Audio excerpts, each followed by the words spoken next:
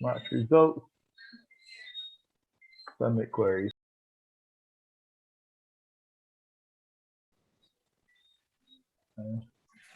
Shirt still done, huh?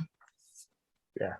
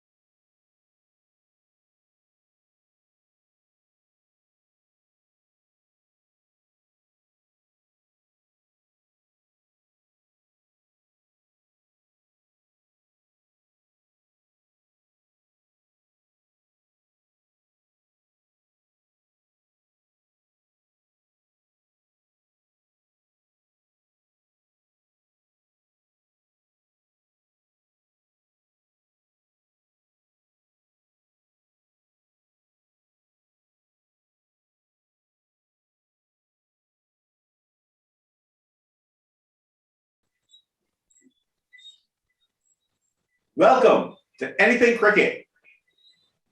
Let's talk.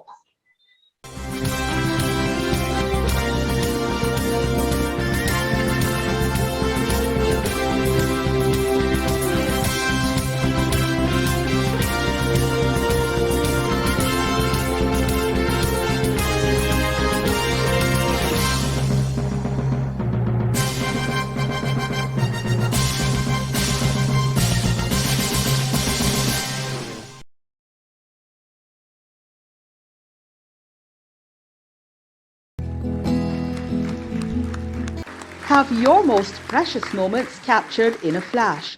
Call Flash Drive Media, specialists in photography, videography, and streaming services, and much more. Call Flash Drive Media.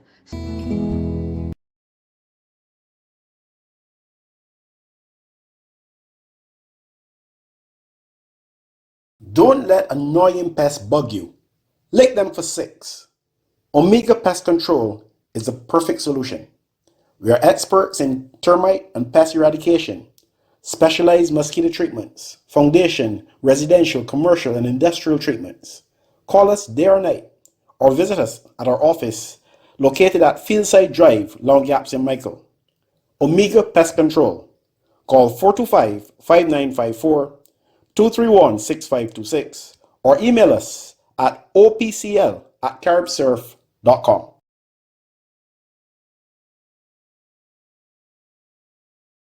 You're watching Anything Cricket. Let's talk live.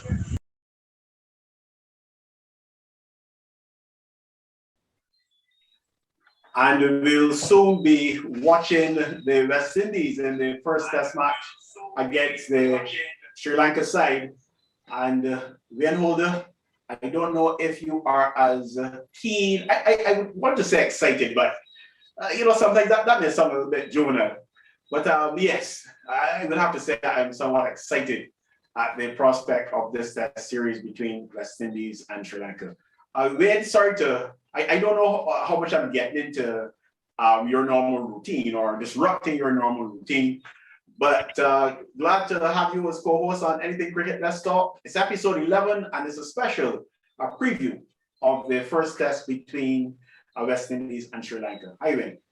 Hi, Philip. Hi to all the listeners. It is late night in Barbados. And the viewers too, Wayne. as late as The it is. viewers particularly, not necessarily listeners, to our viewers, thank you very much already. You know, Is that kind of time? So I yeah, didn't think you said we are is it approaching, two? we are approaching that witching hour, you know, where a lot of strange things happen. But nonetheless, as I said, late night in Barbados, it's early morning, well, not quite so early now in Sri Lanka. It's just a matter of just over an hour. If all goes well, that we will be seeing the first ball bowl in this two-test series.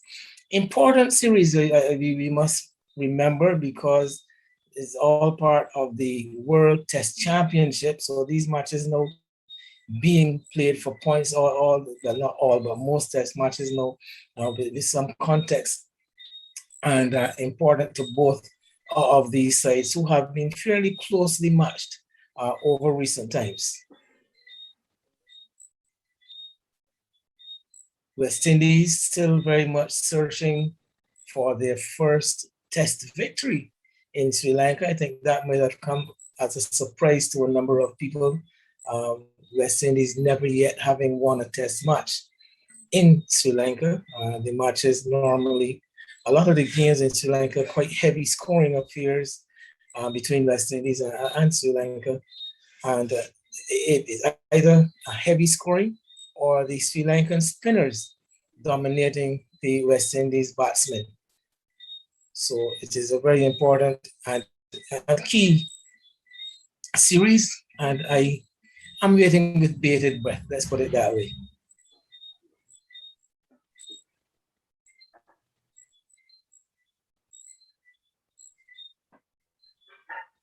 Well, Wayne, I am also waiting for you to introduce our guest. Now I realize that. Now I realize. Thank you very much. And of course, we have got with us tonight none other than David Ross. Like me, not in his usual location. I can tell you that, David, I am coming in tonight from a charity that you know fairly well, somewhere in the parish of Christchurch, in the more southern westerly section of the island.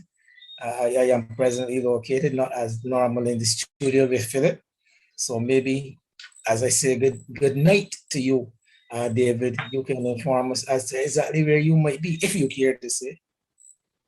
Good night, Wayne. Good night, Philip. Good night to the listeners, the audience, Viewers. and viewers as well. Yes.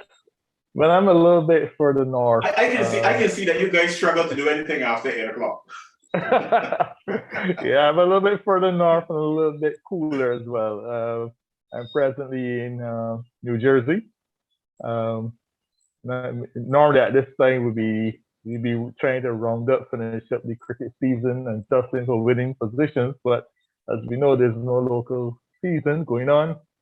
So I'm actually on a little bit of an excursion visiting some colleges here. I'm working with some college coaches in the area of strength and strength and conditioning. So it's staying a little bit busy and in a different environment and slightly different sport. But apparently still having time to keep up with the fortunes of West Indies cricket. Oh yes, I always tell people when I hear people talk about their Liverpool fan and Manchester fan and the IPL team fan and this fan, this sport, that team, etc. There's only one team I'm a fan of. There's only one team that is mine. And there's only one team I could be part of. And that's simply West Indies and it's cricket.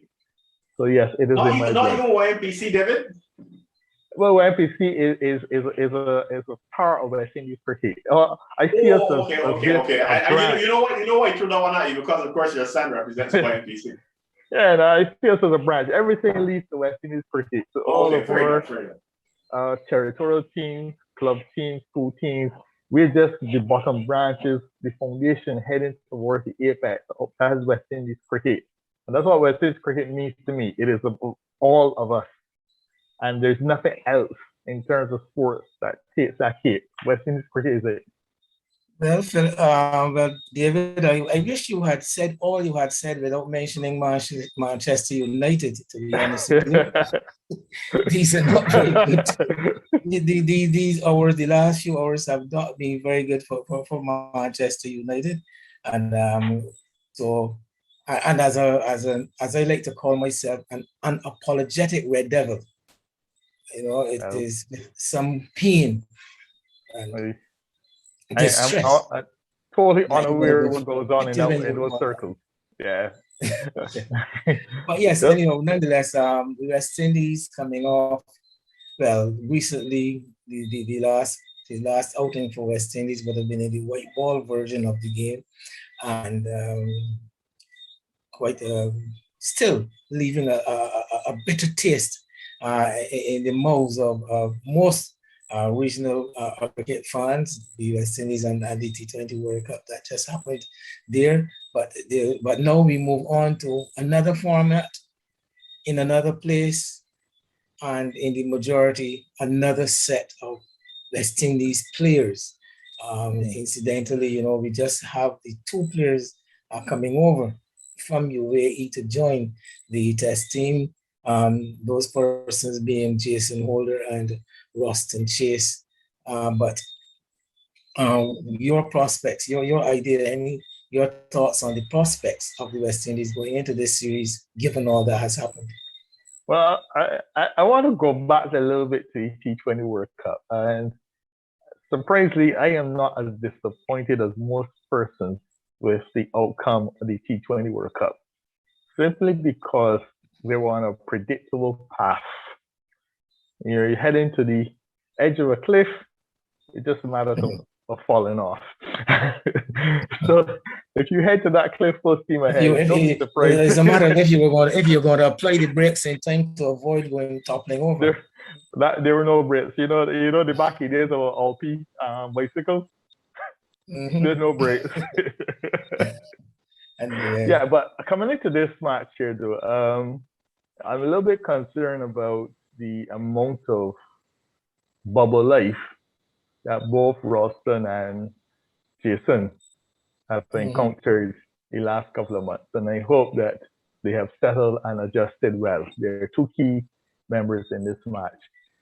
I expect that West Indies has the best chance ever of winning in Sri Lanka since we've ever been to Sri Lanka. Sri Lanka is in is in as much turmoil as we are, or even worse. They just went through the pay contract controversy, senior players leaving and coming back in. They got issues with the team on a transition. The whole batting side is not well established. The bowling side has not been as effective. Actually, the more effective bowlers of recent have been the pacers. And if they already picked three spinners for the side and two pacers, and hopefully Angel Matthews can turn a few overs, which tend to imply you're going to get one of those friendly tracks. And their spinners have not been outstanding. They've been effective against, I would say, passive sides to spin bowling, but they've not been they've not been dominant, and they've not been good outside of Sri Lanka. Now, if the spinners are good, they would actually have a good strength outside of Sri Lanka. But if they're only hometown bullies, that speaks to the lack of quality of the spin bowling attack. And Galley's really is a track that favors spin bowling, and I don't think that their spin attack would be as effective as the three spinners we're likely to play. Cornwall leading. You can rest assured Cornwall is 30 overs for the day, and I expect that's like 34 wickets for about 70 runs. When Warrican doubles with Cornwall, he's at his best. So Cornwall, Warrican, 60 overs, 150 runs, 7 wickets. And then we pick up with Chase, and then two pacers basically doing the job. The pace attack is actually the interesting part. But the way I see it, that we have our best chance because we think we have an equivalent or better spin attack. Cornwall look better. Cornwall, Warrican, etc. look better when they're in the Caribbean, although we didn't play the double spin, triple spin that we should have in the Caribbean. And so I am very confident we can beat Sri Lanka. The batting is in dismay. Not only are the batsmen basically not the greatest, but they also all being woefully out of form. So if we can't beat Sri Lanka now, I don't see when. This is a team at its weakest. Although you talk of the Sri Lanka batting, but what about West Indies? You seem to pose a great degree of confidence in the West Indies batting itself. I'll say this: I think we win low-scoring matches. Uh, our batting is not going to give us that 500 on a track that people can't score 300. I think our batting is good enough to scratch out 300, 350, and our bowlers can keep them under that. I mean, they just scratch out another 200 or so. So I think it's good enough to win in these conditions and against this opposition. This opposition is not going to be the greatest. To me, this reminds me of Bangladesh when we last toured there, where again Bangladesh was in a better transition, and we countered what they threw at us. We were good enough to score the base scores when required, but we weren't. You're not going to get into the Khmer's super innings, one of the best innings you'll see in Test match cricket, but it is good enough and solid enough to give us that 350, and they have a working team. I think this team literally has a good work ethic. They don't get a lot of praise in the Caribbean because they're not dominant, but they're workmanlike, very workmanlike. So I would, and to me, this team, the weakest thing that this team, what we cannot play is good fast bowling. What we will not get in Sri Lanka on these tracks is good fast bowling. So David, I don't know, David and Wayne. I mean, David is very optimistic about the outcome. My concern, gentlemen, the preparation. No, I'm probably the only one who has that concern because you're going to hear from Greg Brathwaite, you're going to hear from Jermaine Blackwood and from Jeremy Sullivan at certain points during the show. But what Brathwaite, was it Brathwaite or was it Blackwood? It was Blackwood and Phil Simmons at various times during their lead-up interviews sort of downplayed the whole idea of the loss of the warm-up match. And I thought that even with that warm-up match, I really would be concerned about the preparation, not in terms of anything that the coaches may or may not have done, but preparation in terms of match preparation. And then you look at it, you've got Solozano, who, with an average of 23, which everybody's talking about, understandably. But on top of that, this guy has not played first-class cricket, as far as I'm aware, in nearly 2 years. But he's going to open the batting with Craig Brathwaite, who has not had a lot of cricket in recent months either. That's my concern. So while I am energized by your optimism, I am still a bit worried, gentlemen. But I share David's opinion that this is not the best Sri Lankan team that West Indies would have ever faced over time. Although likewise, I'm not so sure that this is the best West Indies team that we have put together and sent to Sri Lanka. And a lot of uncertainty. I still have my doubts regarding the battle. What I would like to put to David is that isn't West Indies still in some kind of a transition? I think somehow or another, we did have that situation that occurred in Bangladesh and things went so well. But I think since then, there has been a bit of, I don't want to use the word turmoil, but a lot of uncertainty as the team now settles down to the point that I'm not so sure that we have found the best West Indies team up to this point, especially in the batting. Well, you're carrying to a big debate because I think that when we had the contract dispute, basically Cameron, it was basically Cameron, Bravo, that issue around there and then, and basically changing the way that the players are paid. The Cameron administration brought in Jason Holder and basically this young group. But that's like 4 years ago, 4 or 5 years ago, even probably longer. And these guys are now well-seasoned cricketers. It's settled. The dispute or the manner in which the players are paid is settled. senior players have actually come back into the foil and played the white ball cricket in particular. So there's a little more feeling that there are no these big disputes between players and administration. They're minor things right now. But what you have, I think, going on in cricket is that cricketers, the better cricketers in are seeking the greatest return on their time playing. And that happens to be white ball cricket, T20 and T10 and all these small leagues. So the cricket has recently gone through a transformation since the IPL, where the cricketer now can make the bulk of his money not playing international cricket. It's almost like football, league football, etc. The best footballers make the bulk of their earnings playing league football and not international football. Cricket has now entered that realm. Before, cricketers had to play international cricket to make the bulk of their money. So what's going on now in cricket is that guys are going after the greatest return on their time and investment. And the guys that can't really play that cricket are the ones that are sticking to test cricket. It's a bitter pill to swallow, but that is happening, especially outside the big three.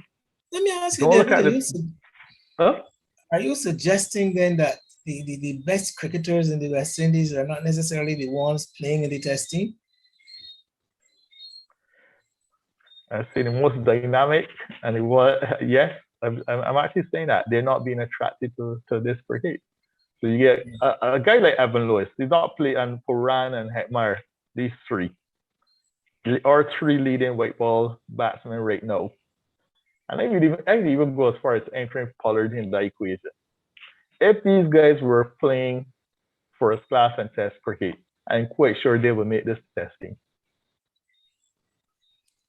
But they don't play, so you really can't say that they can. So it's all conjecture. Well, but yes, if you so let that, right, go ahead. but we look at the averages and basically the production of the guys that are playing test cricket, it's nothing to shout about. You can't tell me that the best cricketers in the Caribbean are basically 30-point average batsmen. I mean, tell me you don't have a better batsman that just decide not to play this format. I beg to differ. I think the better cricketers are shying away and playing white ball cricket. So have you settled on what you would propose to be the 11 that will start the game in less than an hour? My positions are open in the. I could try to predict what the selectors are going to do, and then I'll try to predict what I feel would be best from the 15 available. Now the format is easy. You're going to play 3 spinners, 2 pacers that may include Jason Holder, or a third pacer, which would include Jason Holder. So that's 6. Let's say 6 for now. Your wicket keeper, and then you have 4 bats. Now, the 4 bats are not as simple. If you play the silver as the keeper, Shea Hope will open batting. So Craig, Shea, Bonner, Chase, those are your 4 bats.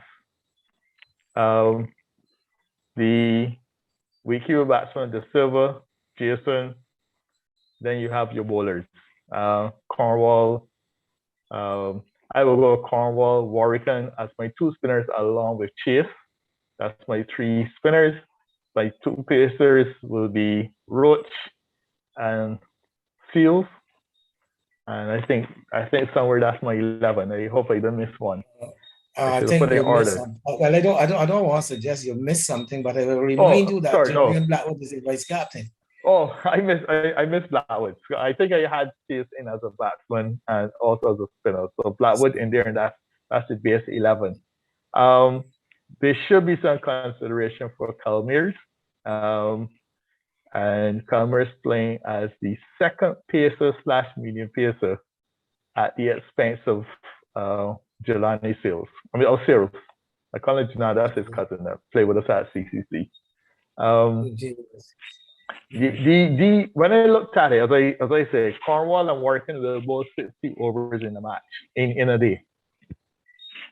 So you're looking now how you can spread the other 30 overs. And if you put two pacers,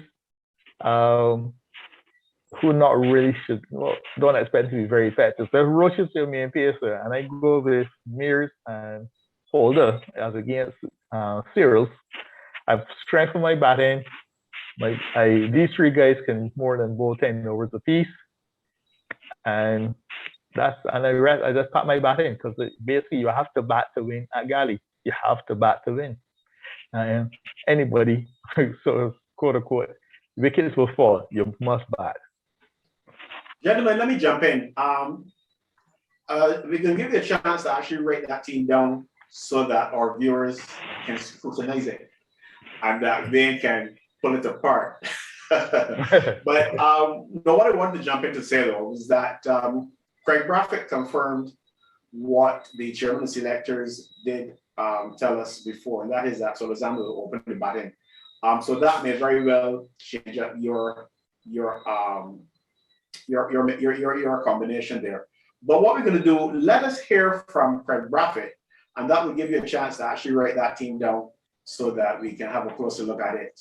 I may very well be in the same camp as you when it comes to who should open the batting, but neither of us can make that decision, and it seems as though the decision has already been made. So let us hear from the captain, Craig. We spoke to a lot of your colleagues over the past week with regards to the upcoming test and so forth, and all of them indicated the camaraderie in the camp, the greetings for the new debutants and so forth. But as captain, I want to hear from you, about that camaraderie, one, and about, the reception for Salzano and the other possible debutant. Yeah, the camaraderie has been superb. Even from today at practice, the guys warming up, playing a warm-up game. And, you see all the emotions involved. The guys really enjoying one another's company.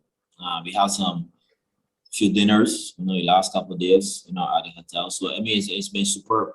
The guys really talking to each other, about the game and stuff. So, I think the spirit is nice. And, Jeremy's fitting nicely. Obviously, he's a quiet guy, but he's fitting nicely. And he had a lot of chats, with a number of guys. And he's ready and ready to go.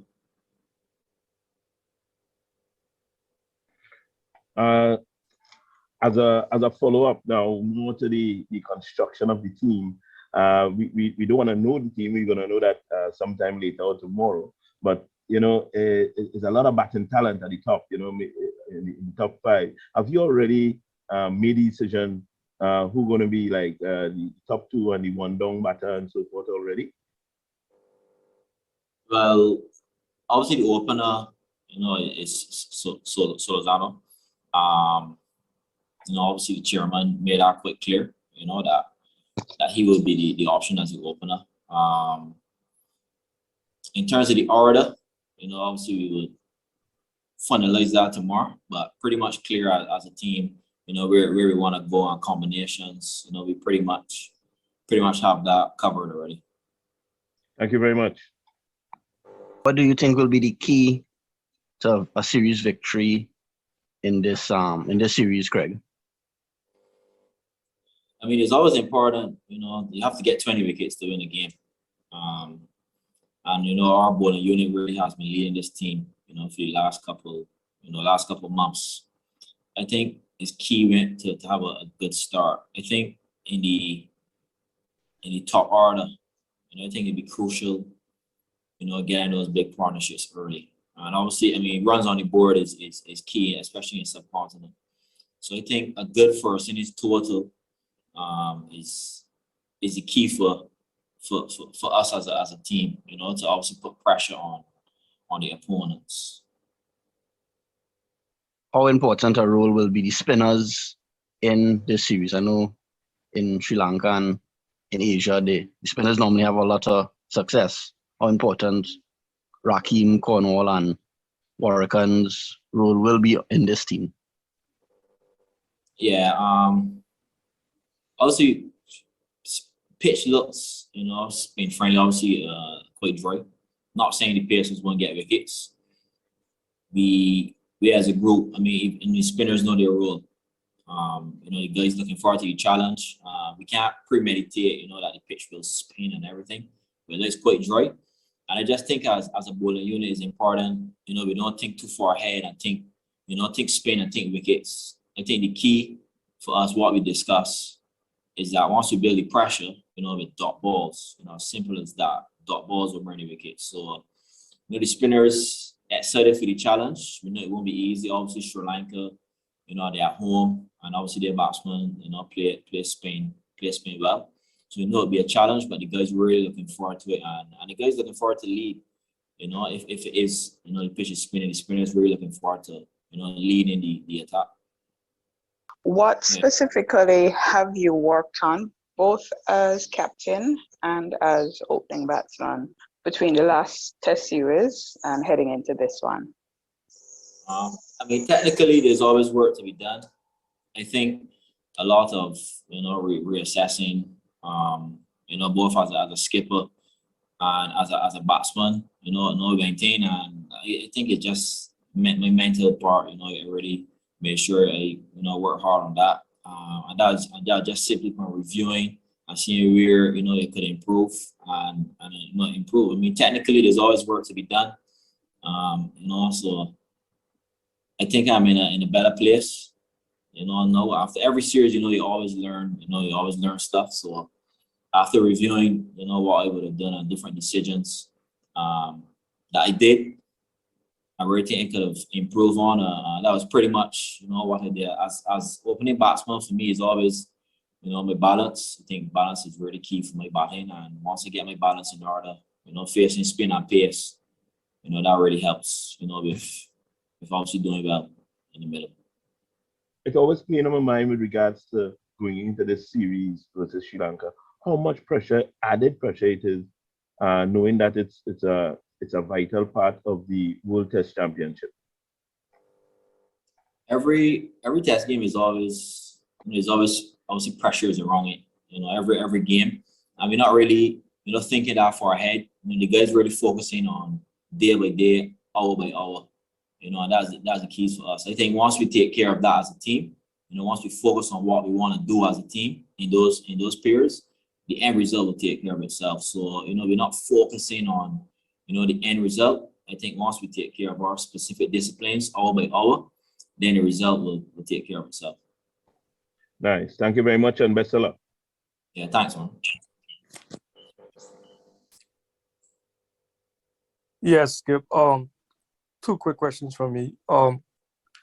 Given the challenges West Indies had facing the South African fast bowlers and Pakistan in the last two test series, for you personally as an opener in the batting group, do you think facing Rabada, Norchi, Afridi in the last two test series gives the batting group good confidence facing up against the Pacers Sri Lanka will bring now that they've brought back Kumara into the team? Well, every team already has quality fast bowlers. Obviously, the guys, play South Africa, play Pakistan, quality bowlers. Sri Lanka have quality pacers as well. So, the guys learned a lot, from the different challenges. Obviously have some time home, to work on different stuff. And they're looking forward to the challenge. We know it won't be easy. And we can't just think it will just be spinning any day. Pacers still would play an important role. And, the guys looking forward to the challenge of the quality Sri Lankan bowlers. And lastly, similar to the test series in the Caribbean, the white ball team has had to face Hasaranga a lot, but the test team, he's not in this test squad again. So I guess for the preparation for this test series, knowing that you'll be facing a Sri Lankan team with no wrist spinners, has that made it a little easier in the preparation, tactics plan and stuff? I won't say that. The guys been preparing to face anything, whether it's wrist, whatever it may be. So, the guys ready to go.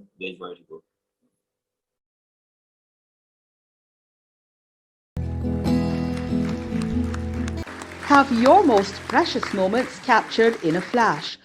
Call Flash Drive Media, specialists in photography, videography, and streaming services, and much more. Call Flash Drive Media.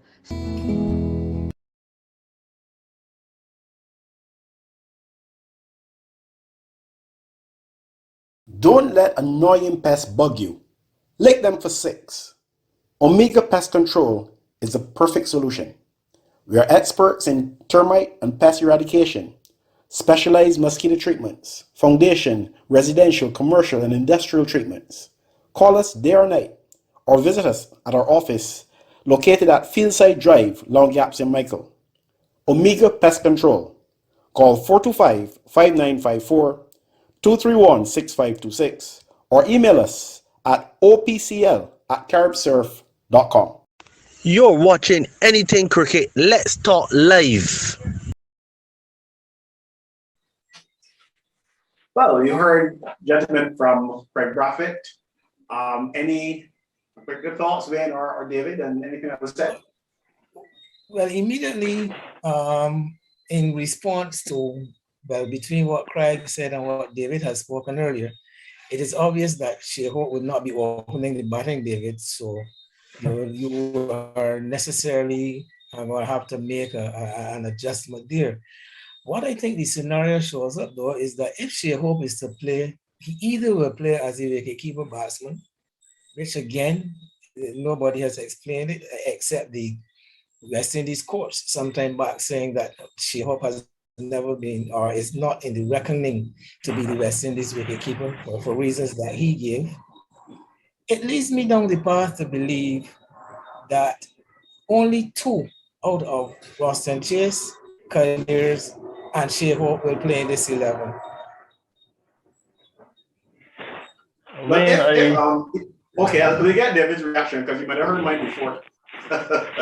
Yeah, Wayne, I agree with you there because when you look at the best of best matches, they do not allow Shea-Hope to keep in those matches, which I think is a major mistake because when you go on tour, even if he's not the main keeper, he is the backup keeper.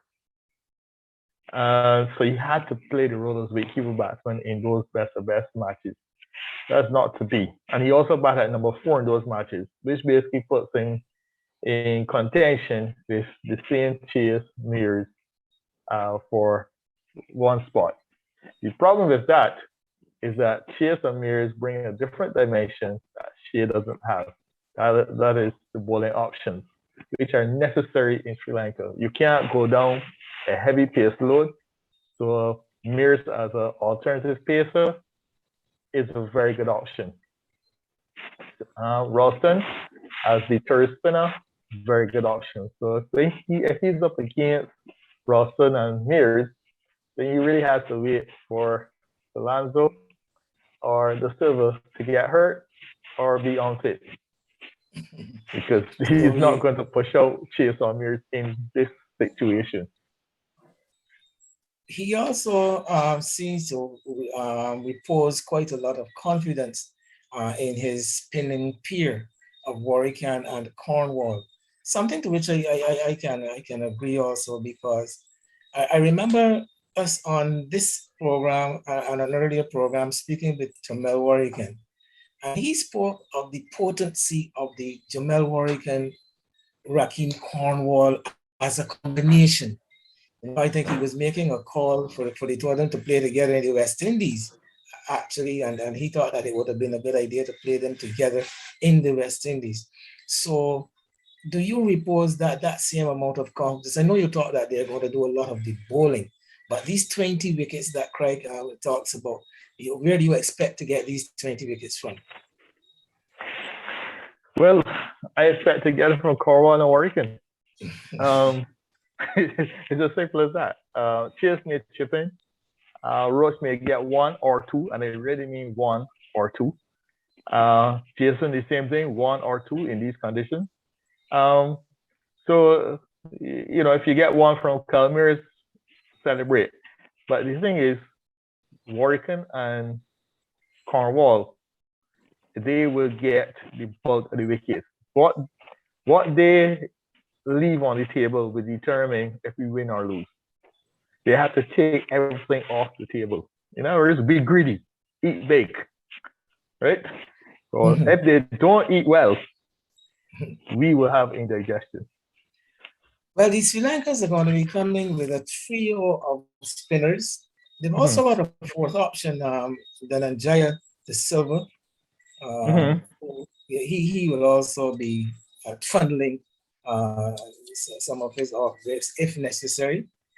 They have got the very experienced Suraj Lakmal to bowl the new ball. And then not only is he a threat because he's an excellent bowler, but he also knows the South African, the Sri Lankan conditions a lot better than anyone from the West Indies. So I think that immediately makes him a threat.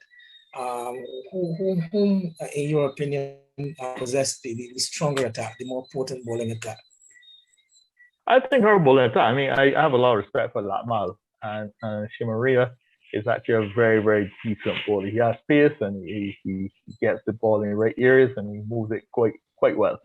Lakmal is a shrewd bowler. He knows conditions. He is a top bowler. What I want us to note is that all bowlers in the Caribbean look exceptionally well with the specialized juke ball. You get that extra swing throughout the day, that late swing, and they do a lot with the juke ball. You're not going to have that. You're not going to have that. So, and these bowlers are custom bowling without the juke ball.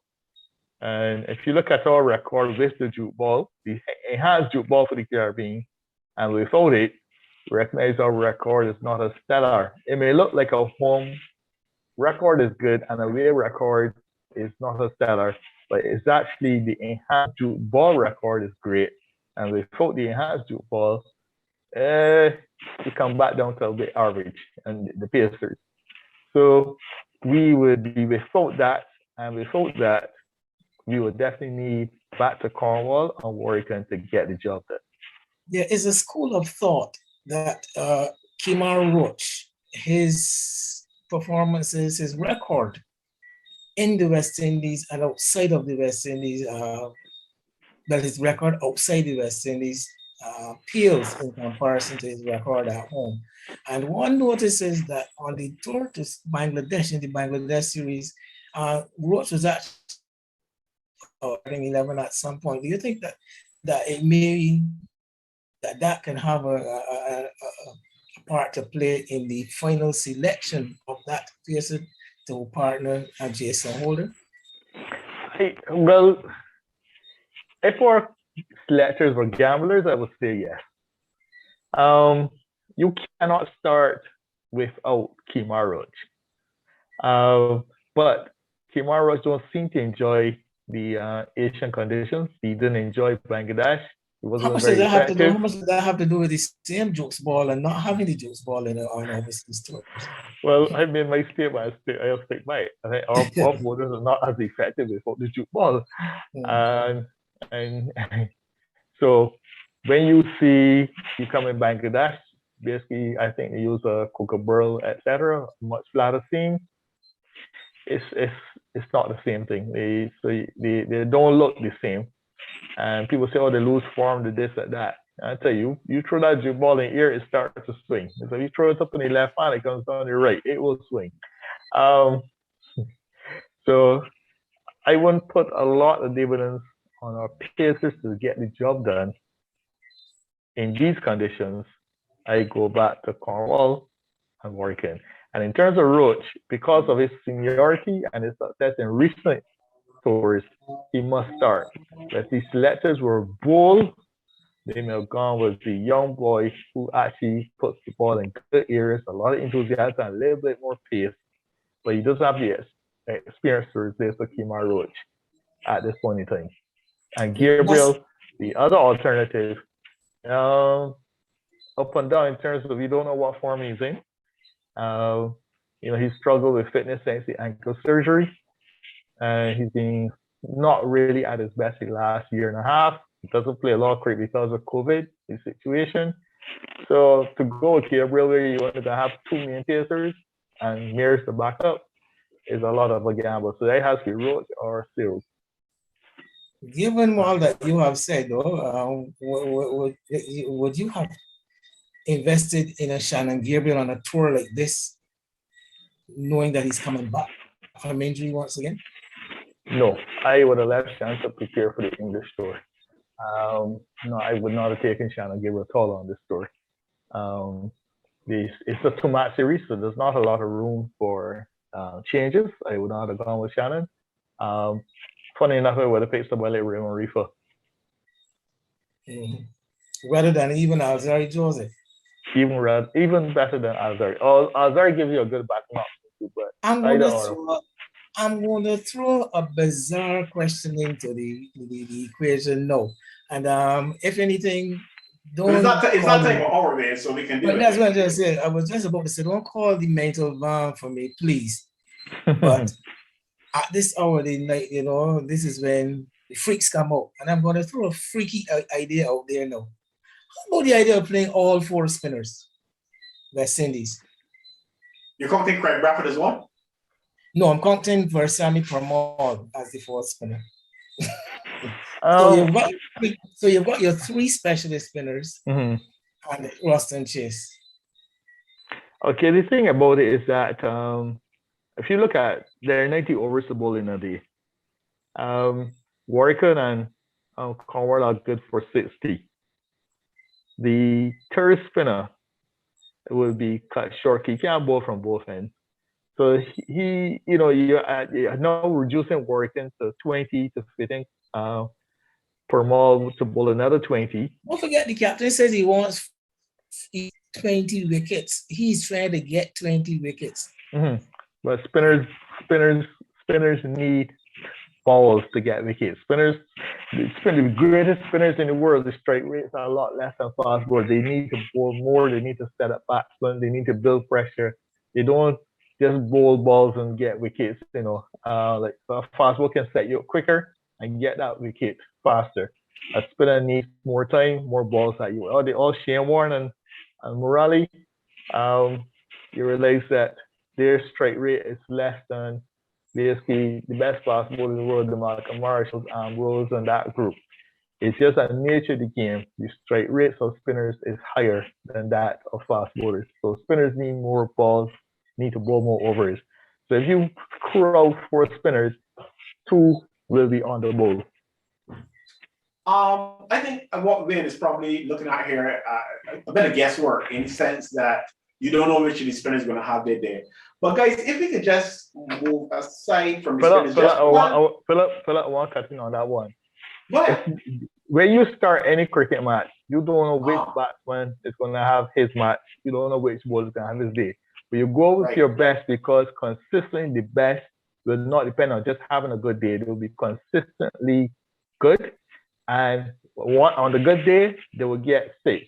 On the average day, they will get 3.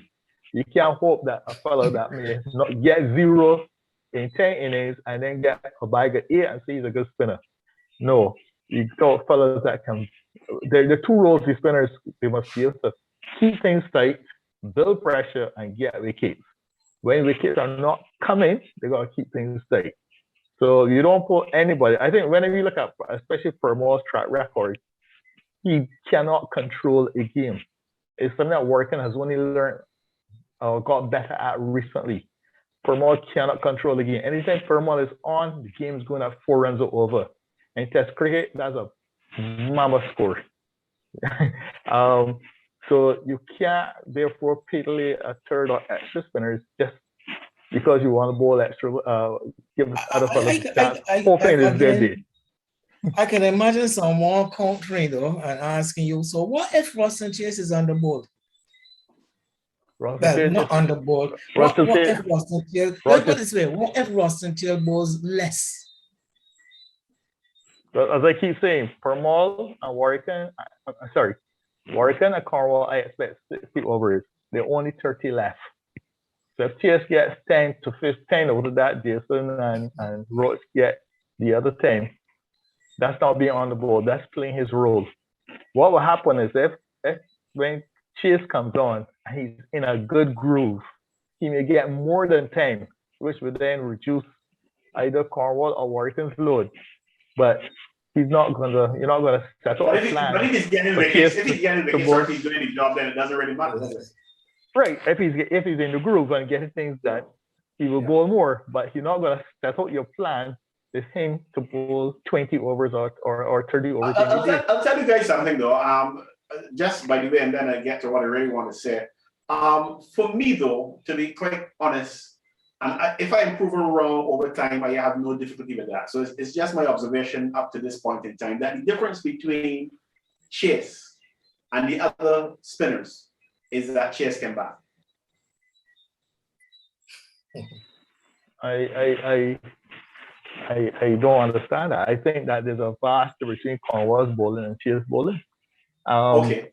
So it's not that you don't understand, it's that you disagree, which is fine. I disagree. Right.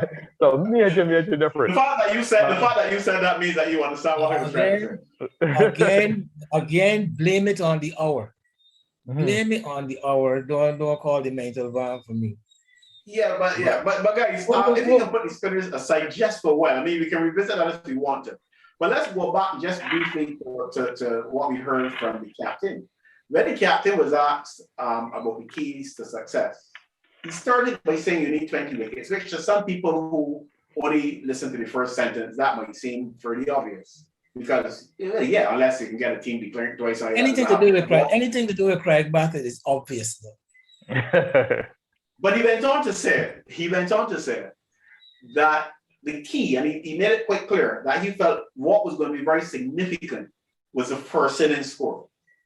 Now, if that is so, then we've got to look at the people who can facilitate that, which we Braffett himself obviously back in time, as we said. But he's got Solozano with him at the top of the innings. And we haven't talked much about that. This average of 23, despite that he hasn't played a whole lot in recent times. And nobody who was, most of the players in the Caribbean have not played first class cricket recently. The difference between him and the others in the squad is that they would have played test matches at some point in time during the year. So that is something that I think we need to look at. But even before we look at it, and what do you guys think about that? Maybe let's hear from Solozano and hear what he has to say about his own state of mind, so to speak, and his own preparation for the contest. So let's listen to him. A lot of social media noise, a lot of people highlighting your first class average and all these things. How do you deal with the social media noise, and what's your response to that? Well, to be honest, I'm not really dwelling on my stats too much in first class cricket. This is a new chapter, a new career, in a new stage in my career. So yeah, I think I'm looking forward to having a great career in Test cricket. And once given the chance, I would like to prove the selectors right by giving them good performances. You've been down at the National Cricket Center in Trinidad all year, like literally all year with Coach Furlong. I just wonder, how much has that consistent work helped you throughout this year with no regional cricket? To be able to go to Antigua, score some runs, get selected on the West Indies team, possibly a test debut for you in the next week. How much did that consistent work throughout the year, behind the scenes, behind the cameras, help you? I think it helped me a lot. Working back home, I never really stopped training. Been training hard, doing a lot of batting, gym, everything, trying to get my body as fit as possible. And once getting the call was to go to Antigua, it's not that you wasn't prepared, that you had to play catch up. I was prepared, I was ready, and we're just looking forward to just making use of the opportunity. Your dad has been your biggest fan down the years, never missed a game when you played, wherever you played. This is an enormous occasion for him as well, in Sri Lanka, what has he been telling you? What's his, have you been in contact with him? What would you say to him now? Yeah, definitely been in contact with him. He's just happy for me. He loved me a lot, my parents, my family, everyone loved me a lot. So they're just wishing me well. To just go out there and enjoy the game and enjoy every training sessions, everything, and they're just wishing me well. You are the third opener now for the West Indies after John and Kyron. Do you believe that you are under any pressure to perform and cement this position, seeing that those two were tried but they didn't really, make it? Are you under any pressure to get some scores to really cement this opening spot? To be honest, not really under pressure. Think with the environment that I'm in, with the team, it's nothing about no pressure. So it's just to go out there and enjoy. And I believe once you enjoy your game and enjoy training, everything will just fall into place. Right. So what would be a good series for you? Once given the opportunity, a good series for me, just try to contribute to the team as much as possible, which is doing whatever the team required at the given situation. You have experience with playing at the under 19 international level for the West Indies. How do you think that will help you in your progress, your step into the senior team as a former West Indies under 19 player? Yeah. I think that will help a lot because most under 19 players just about making the transition from under 19 to senior team. So I think it will help me a lot. Okay, and final question for me. Craig Bradford has been an opening batsman for the West Indies for about a decade now. Have you gotten any advice from him over the last couple of weeks you have spent with him? Yes, definitely. I've been with Craig since in the camp in Antigua. He and I always together, always talking, trying to feed off him as much as I could, gain from his experiences. And he's been sharing a lot of knowledge, and we've been keeping close from since Antigua to now. So it's just to keep that bond and to keep learning and growing as my career. Well, once given the opportunity to play as my career begins. Who in the team outside of Craig Brathwaite have you relied on in terms of advice and stuff outside of him? Is there anybody else that has been like a close mate to you or somebody that you have spoken to a lot outside of him since you mentioned him earlier? Yes, I've been a lot with Jason as well, Jason Holder. He's been sharing his experiences with me as well, giving me advice always. When we in the nets, he always challenging me. And been good. Jason, Jermaine, Roston, all the senior guys, everybody just make you feel so welcome, and it's a part, make you feel welcome and to know that you're actually here. Who are some of the people that you can identify as having played a major role in getting to where you are today? Well, to be honest, if I call names, that would be like a lot. So everybody who helped me, all my coaches, everybody from youth level, come straight up, all my coaches, everyone. Just want to say thank you very much. And all those who supported me and believe in me, thank you as well for your support and your love. I really appreciate it.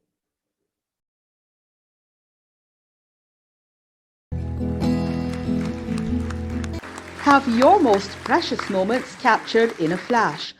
Call Flash Drive Media, specialists in photography, videography, and streaming services, and much more. Call Flash Drive Media.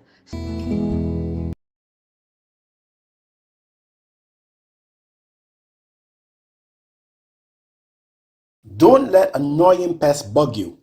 Lick them for 6. Omega Pest Control is the perfect solution. We are experts in termite and pest eradication, specialized mosquito treatments, foundation, residential, commercial, and industrial treatments. Call us day or night or visit us at our office located at Fieldside Drive, Long Gap, St. Michael. Omega Pest Control. Call 425-5954, 231-6526, or email us at opcl@caribsurf.com. You're watching Anything Cricket. Let's talk live. Well, guys, we heard from the man himself, Jeremy Solozana. And as I said, he's going to be playing an important role partnering Craig Braffett at the top, and Craig Braffett did emphasize the importance of getting a good first innings score. Well, just to say, gentlemen, and to those who may not be au fait presently, that Sri Lanka has won the toss. I think we can confirm that. And we can confirm the Sri Lanka 11 as that 11 that David Ross would have informed us earlier today had been named for the Sri Lankans. We didn't get to mention, I think their key weapon though, David, we didn't get to discuss this earlier, but outside of Lakmal, their key weapon is going to be the left-hand spinner Lasset Mbudinya, who has been outstanding in his local conditions. And I think they've got a lot of hope in the youngster, Praveen Jayavikrama, also a left-arm spinner of the mysterious type. And I think they will be banking quite heavily on these two. Yeah, I think that's the main attack, two left-arm spinners. And Lakmal. Lakmal, we can't leave out Lakmal even in these conditions. Take us back to the series when Brian Lara scored 600+ runs. Let me interrupt you, David. Let me interrupt you, please, David, because we can confirm that young Solizano will be making his debut. Let me quickly give the team is up. Yes, the team is up. It's Craig Brathwaite, Jermaine Blackwood, Jeremy Solizano, and Kroma Bonner, Roston Chase, Kyle Mears, Jason Holder, Joshua De Silva, Raheem Cornwall, Jomel Warrican, and Shannon Gabriel. So there's no Sirius, no Roach, no Hope. No Roach. Yes, we do have Hope. We don't have Shea Hope. Well, I was beginning to wonder if they was purposely playing our words by saying or suggesting that without Roach and who's the other person missing? Roach Seals, no Roach, no Seals. Yes, without Roach and Seals, there's no hope. So I don't know if you mean that without Roach and Seals, there is no hope, or that there's no Roach, there's no Seals, and there's no hope. There's no Roach, no Seals, not surprising to my mind that hope. Yeah, given that hope, that we were told that hope was not going to openly bat him, and given that I was told by Phil Simmons in an interview in a press conference some months ago that Shea Hope has knee problems and therefore is not too keen to keep in the longer formats. Given those two factors, I couldn't see Shea Hope. Well, and I can bring in a third factor. The third factor being the importance of Chase and Kyle Mears as bowlers as well. I couldn't see Shea Hope making 11 under those conditions. Now, mind you, he would have made my 11. He would have made my 11 either as the opening batsman or as a keeper. That's me. But given the facts that were put before us, I really couldn't see him making it. I'm not surprised that Shannon Gabriel is in a team, although I would not have had him in my team, because I believe that if they were not going to play him, they would have done just what David suggested, that is, keep him here and prepare him for England. So I'm not surprised that he's playing, although I would not have had him in my team. Apart from that, no real surprises for me. Well, I mean, if you look who's left, but not only who's left. Sorry, go ahead, Wayne. I am sorry. I give way. Yeah. So if you look at who's left out, we knew there was only going to play two pacers. So it was basically Jason Holder and one of Roach, Seals, Gabriel. They went with Gabriel. Probably is too big a task for young Seals, and Roach really doesn't really enjoy bowling in these conditions. So basically went for Gabriel to come and bowl fast and straight on an up or down wicket, hopefully. Right, you know, I did mention the fact that Roach was left out on the previous tour to Asia in Bangladesh. Yes, Roach was left out after the first test. He played the first test and then he was left out in the second. He played first test, bowled very few overs. Mm-hmm. That was very notable. He really shied away from bowling in that test. He didn't take his load at all. So this is not a surprise. It's a bold move. So I will back them. I think when you have to give way to a team on the ground, when you are away from a team, you don't understand the dynamics on the ground and how things are going. And some of the decisions made on the ground may not look that obvious when you're away from the team. But when you're with the team, some things speak for themselves. So I will back the team. The structure is what we expected. That's the important thing. It's That's the the same personnel. structure most people expected. Just to change in personnel to play the roles. I'll tell you something up there, Ross, David. I agree with you in terms of being on the ground, but my difference basically would be would entail things that haven't really changed over the last few years. What hasn't changed is that Gabriel has struggled virtually every match he's played. So that he's on the whether I'm on the ground or not, his track record in terms of fitness and so on is a concern to me. That's not true. When they went to England and we won the first match in England, it was Gabriel that did the damage.